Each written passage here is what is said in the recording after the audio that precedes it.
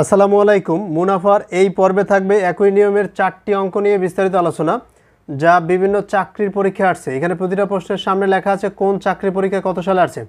তো 16 নম্বর দেওয়া আছে, কোনো মূলধন 10 বছরে দ্বিগুণ হয়।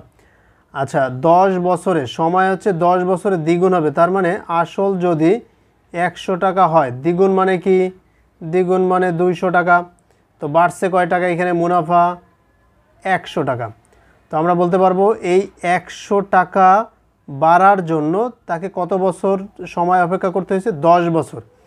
এরপর হচ্ছে ওই মূলধন 3 গুণ হবে কত বছরে? 3 গুণ যদি হতে চায়, 3 গুণ মানে কি? এটার 3 গুণ মানে 300। তখন মুনাফা কত?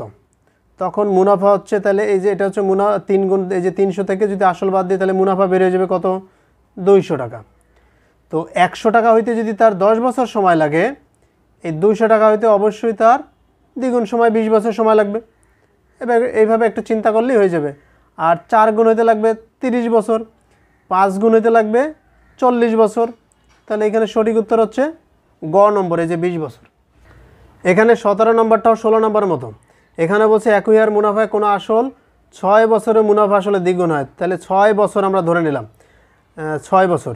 তো মুনাফা আসল দ্বিগুণ মানে এই যে 200, একদম সেম কথা। ওই যে 100 টাকা বাড়বে 6 বছরে, তাহলে 3 গুণ মানে 300 টাকা। তাহলে 3 গুণ হইতে হলে তাহলে 200 টাকা, তাহলে 100 টাকা বাড়ে যদি 6 বছরে 200 টাকা বাড়বে, ওইটার মতো সেম 16 নম্বর দেওয়া ছিল 10 বছরে দ্বিগুণ হয়, আর 3 গুণ হয় 20 বছরে, আর এখানে দ্বিগুণ হয় 6 বছরে, আর 3 গুণ হবে 6-এর দ্বিগুণ 12 বছরে। তো 17 নম্বর 16 নম্বর মতো সেমভাবে করবেন, 12 বছর সময় লাগবে, কারণ এখানে 6 বছর, 6-এর দ্বিগুণ 12, আর ওইখানে 10 ছিল, 10-এর দ্বিগুণ 20। 18 নম্বর দেওয়া আছে কোনো নির্দিষ্ট সময়ের মুনাফা আসলে 5600 টাকা। এটা হচ্ছে মুনাফা আসল এর ভ্যালু, এর সমান 5600, এবং মুনাফা আসলের 40%। মানে মুনাফাটা হবে আসল যে টাকাটা তার 100 ভাগের 40 ভাগ। এটা দ্বারা বোঝায় যে মুনাফা যদি 40 টাকা হয়, তাহলে আসল পি সমান 100 টাকা।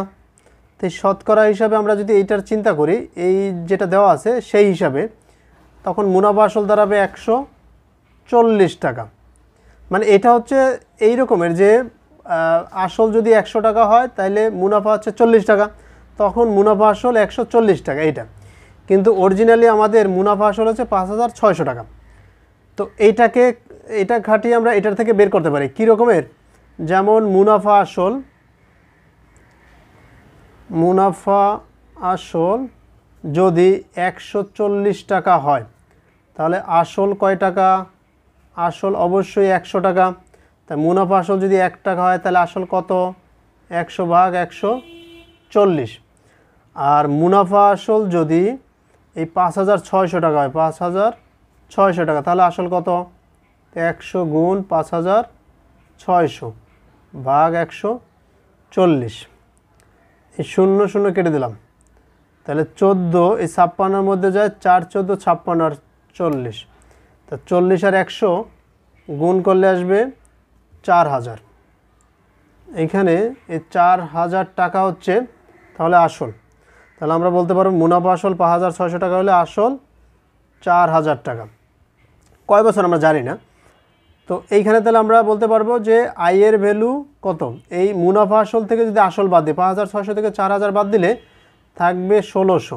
1600 হচ্ছে মুনাফা, আর আসল 4000 টাকা। এবার 18 নম্বরে বার্ষিক মুনাফার হার দিয়েছে 8%, আর এর ভ্যালু হচ্ছে 8%। সময় বের করতে বলছে, তাহলে এন সমান আই ভাগ এই যে 1600 ভাগ পি আর, পি এর মান হচ্ছে 4000, পি আর, আর মানে 8% মানে 8/100। তো এই দুইটা শূন্য কাটলে এখানে থাকে 40, এই যে 40। তখন উপরে থাকে 1600 আর নিচে থাকে 40 গুণ 8। এরপর এই 0 0 কেটে দিলাম, এই 8 160-এর মধ্যে যায়, 8 দুইবার যায় 16-এর মধ্যে 20, 4 দ্বারা এই 20কে ভাগলে 4 5 20, শেষ পর্যন্ত লাস্টে কত থাকলো? 5। তো এন এর ভ্যালু 5, তাহলে আমরা বলতে পারবো 5 বছর সময়। এই যে গ নম্বর দেওয়া আছে, সঠিক উত্তর 5 বছর।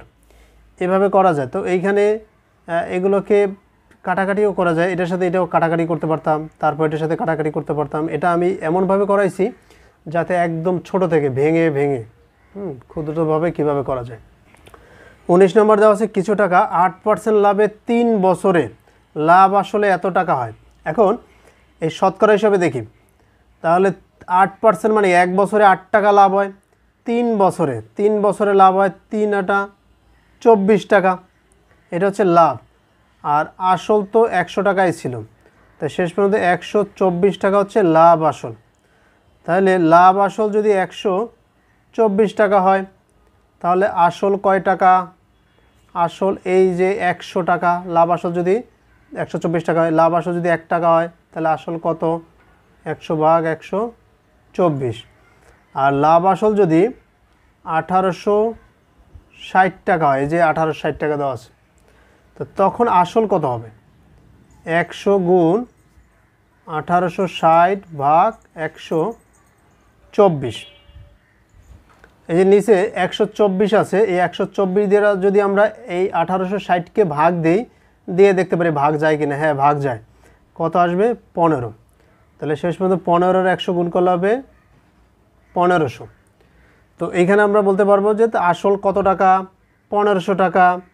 এখন এই যে লাভ আসলে 2040 টাকা, লাভ আসল যদি 2040 টাকা হয়, তাহলে এখান থেকে আমরা যদি আসলটা বাদ দেই, কত আছে? 1500 টাকা বাদ দেই, তাহলে থাকবে 540 টাকা। তাহলে যখন আমাদের লাভ আসল 2040 টাকা আর আসল তো 1500 টাকা, এটা ফিক্সড থাকবেই, তখন তাহলে আমাদের এই লাভ কত টাকা? 540 টাকা। তাহলে এটাকে আই এর ভ্যালু বলতে পারবো। তো আই সমান দাঁড়ায় 540, আর পি এর ভ্যালু কত? পি সমান 1500, আর আর এর মান তো দেওয়াই আছে 8%, 8% দেওয়া আছে। আমাদের এখানে বলছে কত বছর পরে তার লাভ, এই যে 2040 টাকা আসবে, এইটা দিয়ে আমরা করি। তো কত বছর এন এর ভ্যালু বের করতে হবে। তো এইখানে আমরা সূত্র জানি যে এন সমান উপরে দিতে হবে আই, আই মানে কত?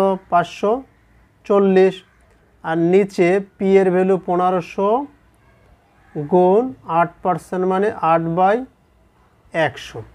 এই দুইটা শূন্য, এখান থেকে দুইটা শূন্য কাটলে এখানে থাকবে 15, আর 8 এবং 15 আমরা গুণ করে দেব। তাহলে উপরে 540, আর নিচে 8 এবং 15 গুণ করলে 4 15 60, 4 15 60, 120, 0 0 কেটে দিলাম। এরপর উপরে থাকে কত? 54, নিচে থাকে 12। এটাকে 6 নং 54, 6 দ্বারা ভাগ করলে 9, আর এটাকে 6 দ্বারা ভাগ করলে 2, 9/2 মানে কি? 4.5। তাহলে অথবা আমরা বলতে পারি 4 সমস্ত 2-এর 1, এই সময়টা লাগবে। তো শেষ পর্যন্ত আমরা বলতে পারবো এখানে সময়টা হচ্ছে 4.5, এই যে খ নম্বরে 4 সমস্ত 2-এর 1 বছর। এইভাবে একটু চিন্তা করে যে পার্সেন্টেজ দেওয়া থাকলে কত বছরে, এইভাবে একটু হিসাব নিকাশ করে একদম সহজে বের করা যায়।